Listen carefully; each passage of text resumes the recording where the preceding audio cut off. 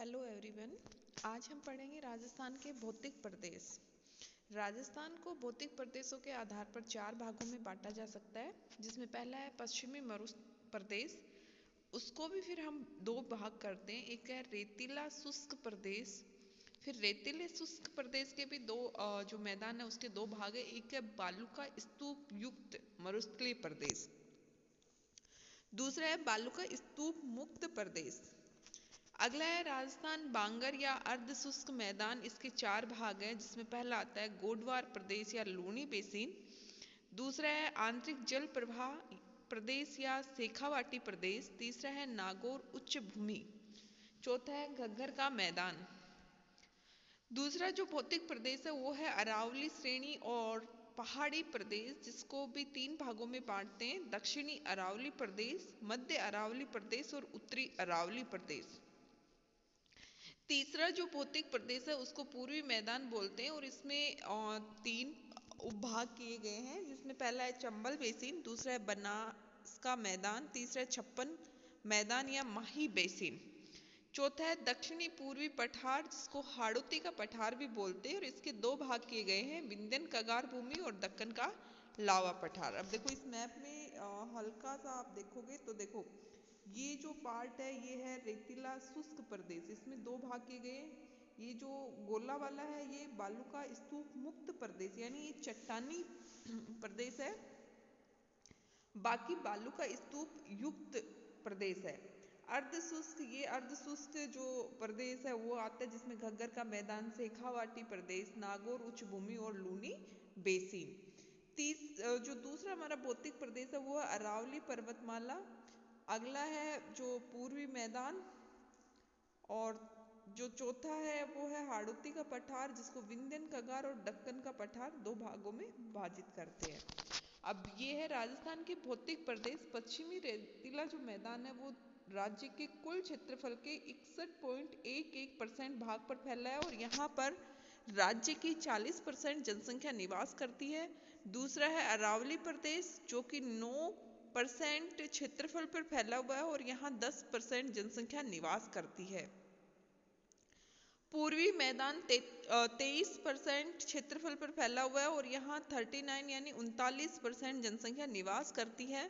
दक्षिणी पूर्वी पठार जिसको हाड़ौती का पठार भी बोलते हैं, इसका जो क्षेत्रफल है वो है 6.89% और यहाँ 11% जनसंख्या निवास करती है।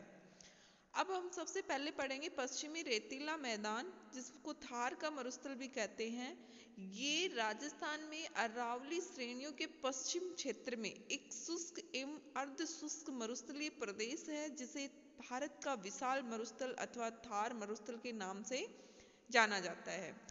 ये वह रेतीला मैदान है जिसका संपूर्ण क्षेत्रफल हम कहें ये इसका विस्तार लगभग 1,75,000 वर्ग किलोमीटर क्षेत्र में है और इसकी जो अरावली के पश्चिम में या उत्तर पश्चिम में है और इस मैदान की अधिकतम लंबाई 640 किलोमीटर है व चौड़ाई 300 किलोमीटर है। राष्ट्रीय कृषि आयोग ने इसके जो 12 जिले हैं राजस्थान के उनको रेगिस्तानी घोषित किया गया है और ये 12 जिले हैं श्री गंगानगर, हनुमानगढ़, बीकानेर, चूरू, नागौर, जोधपुर, जैसलमेर, बाड़मेर, जालोर, पाली, सीकर एवं झुंझुनू। सिरोही जिले का उत्तरी पश्चिमी भाग आता है। ये 61.11% क्षेत्रफल पर फैला हुआ है और यहाँ 40% जनसंख्या निवास करती है। इस जो रेगिस्तानी प्रदेश है इसके पूर्वी भाग को मारवाड़ कहा जाता है, जबकि पश्चिमी भाग को थार का मरुस्थल कहा जाता है। जैसलमेर जिले के जन शून्य क्षेत्रों में क्या होता है, स्थानांतरित जो बालू का स्तूप है वो मिलते हैं और उनको स्थानीय भाषा में धरियन बोलते हैं।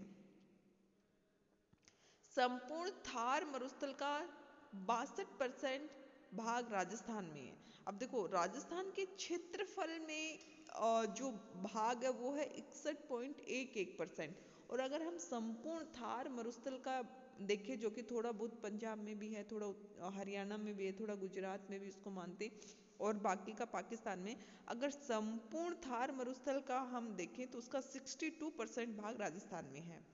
थार मरुस्थल थली के नाम से भी जाना जाता है जो ग्रेट पैलियो अफ्रीकन जो डेजर्ट है उसका पार्ट है। पश्चिमी रेतीले मरुस्थल का लगभग 60% भाग रेतीले बालुका स्तूपों से आवृत है और यहाँ 3 प्रकार के बालुका स्तूप मिलते हैं। पहला है अनुदैर्घ्य बालुका स्तूप या पवन अनुवर्ती। ये वायु की दिशा के समानांतर लंबाकार रूप में बनते हैं। दक्षिण पश्चिम भाग विशेषकर बाड़मेर, जैसलमेर व जोधपुर जिलों में ये विस्तृत है।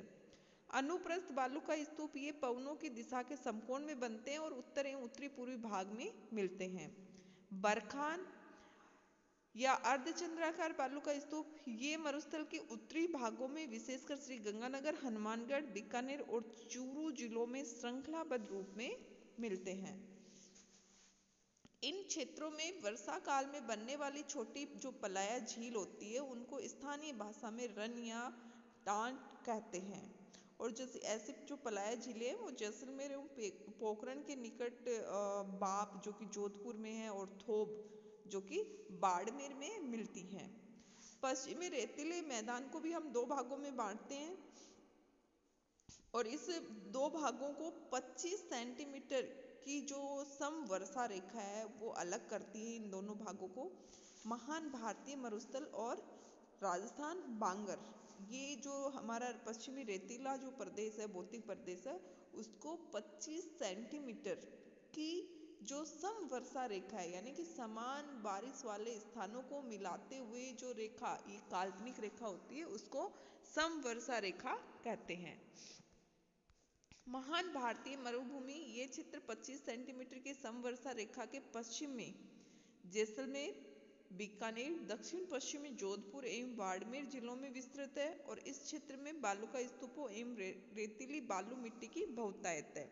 इसके 2 भाग है, मरुस्थली अधिकांश भाग बालुका स्तूपों का विस्तार है, विरल आबादी रहती है यानी कि काफी दूर दूर पर कुछ ढानियां या घर मिलते हैं। मरुस्थल की दुर्हता एवं विषमता इस क्षेत्र में हमें देखने को मिलती है। वर्षा काल में यहाँ पर मौसमी पलाय झीलों को खड़ीन या खाड़ी, मीठी खाड़ी कहते हैं। तो ये था मरुस्थली। दूसरा है बालुका स्तूप मुक्त प्रदेश।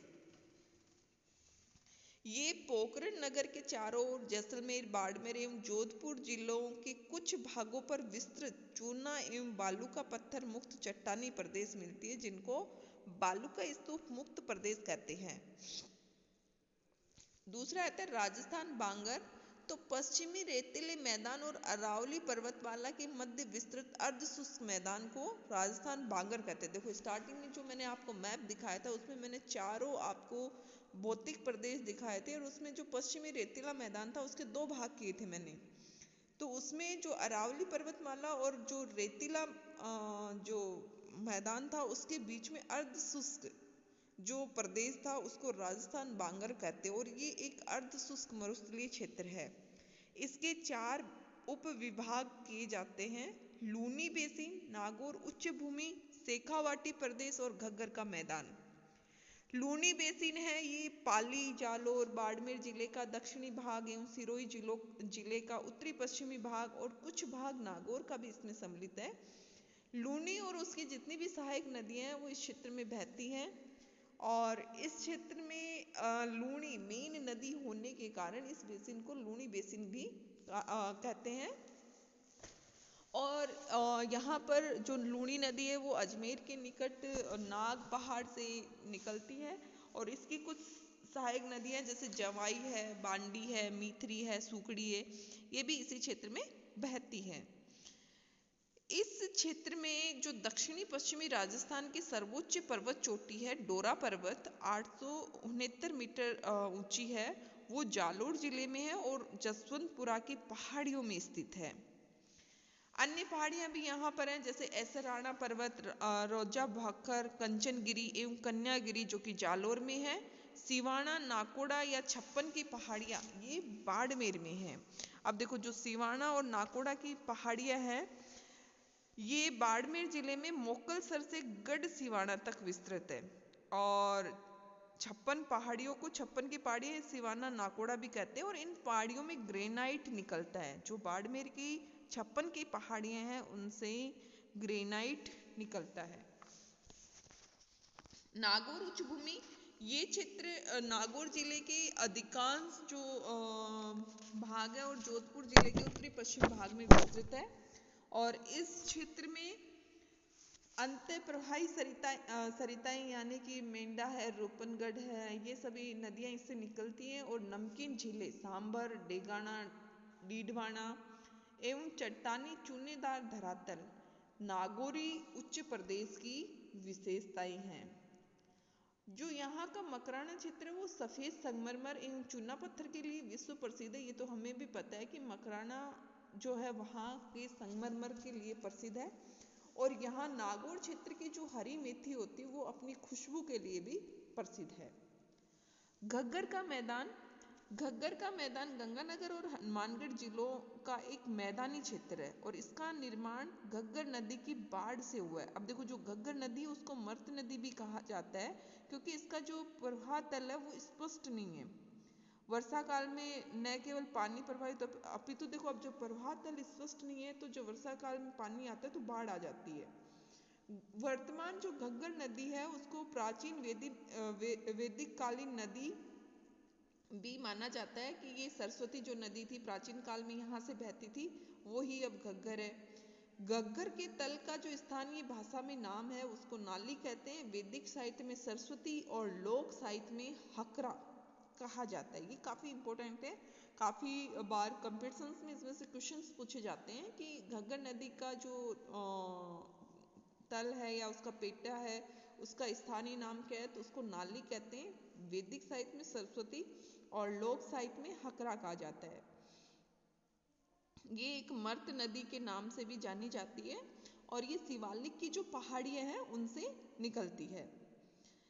और इस जो ये क्षेत्र है वर्तमान में इस क्षेत्र में समतल मैदानी क्षेत्र है और सिंचाई की सुविधाओं के विस्तार के कारण ये राज्य का प्रमुख उत्पादक प्रदेश बन गया है।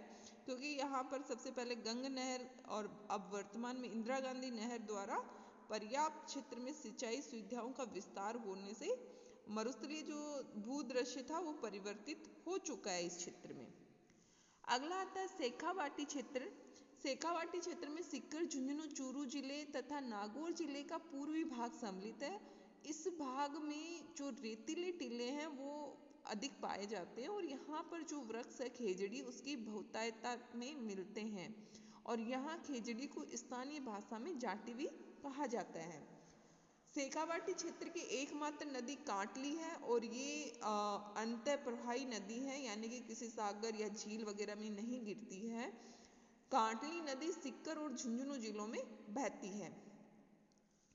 कांटली नदी के बेसिन को तोरावाटी बेसिन भी कहा जाता है। शेखावाटी क्षेत्र के जो निचले भाग है उनमें चूनेदार चट्टान मिलती है और चूनादार जो चट्टानें होती है वहां पर कुओं का निर्माण आसानी से किया जा सकता है, तो इन कुओं को स्थानीय भाषा में जोहड़ भी कहते हैं।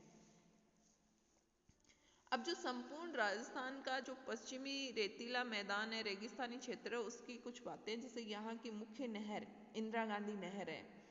ढाल उत्तर से दक्षिण तथा पूर्व से पश्चिम मुख्य साधन आजीविका के पशुपालन है। औसत वर्षा लगभग 25 सेंटीमीटर। गर्मियों में अधिक तापमान तथा सर्दियों में कम तापमान। वनस्पति मरुद्भिद प्रकार की है। मरुस्थल है तो मरुद्भिद प्रकार की मरुद्भिद प्रकार की वनस्पति मिलेंगी जिनकी पत्तियां छोटी होती हैं या कांटों के रूप में होती हैं। जड़ें गहरी और लंबी होती हैं। तने की जो छाल है वो मोटी होती है। जैसलमेर जिले की सम तहसील पूर्णतः वनस्पति रहित है और यहाँ मुख्य खाद्यान्न व बोई जाने वाली फसल बाजरा है। यहाँ पर बाजरा अधिक होता है। तो ये था पश्चिमी रेतीला मैदान या पश्चिमी हम कहें कि हमारे राजस्थान का एक भौतिक प्रदेश है, पश्चिमी मरुस्थलीय प्रदेश। तो आज हमने इसके बारे में पढ़े। इसके कई भाग होते हैं, मुख्यतः तो दो होते हैं, पश्चिमी रेतीला मैदान और अर्ध शुष्क प्रदेश। फिर रेतीले प्रदेश के फिर से दो भाग होते हैं और अर्ध शुष्क जो मरुस्थलीय प्रदेश है उसके फिर 4 भाग करते हैं। आपको मैप में भी देखना है कौन से जिलों के मैंने नाम लिए हैं, कौन कौन से उनके उत्तरी भाग बोला है या दक्षिणी पूर्वी भाग बोला है, ये आपको देखना है।